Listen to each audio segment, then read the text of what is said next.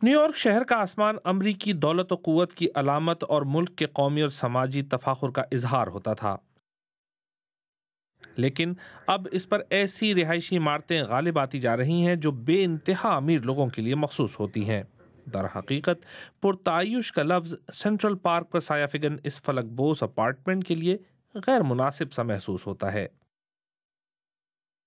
So this is a $100 million view. हाल ही में इस paint house ने $10 करोड़ से ज्यादा कीमत पर फरोख्त होकर न्यूयॉर्क में जायदादों की कीमतों का एक नया रिकॉर्ड भी कायम किया है। दुनिया भर से अमीर तरीन लोग ऐसे फ्लैट खरीदने के लिए लगता है कतारें लगाए खड़े हैं। Our clientele comes from every country you can imagine. हमारे ग्राहकों में दुनिया के हर मुमकिन मुल्क के लोग शामिल हैं।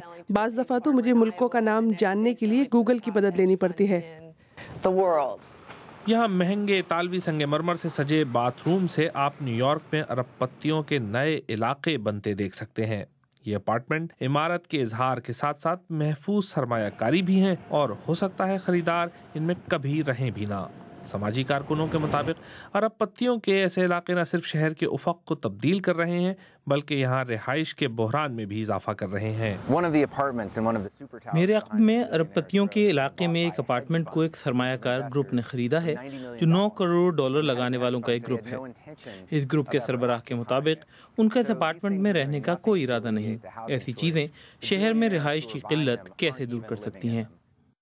एक बेहतर जिंदगी और नामुमकिन को मुमकिन बना देने के अमरीकी ख्वाब की न्यूयॉर्क से बड़ी कोई अलामत नहीं थी, लेकिन अब ये नई फलकबोस इमारतें समाजी रुतबे की तब्दीली की मिसाल नहीं बन सकती हैं।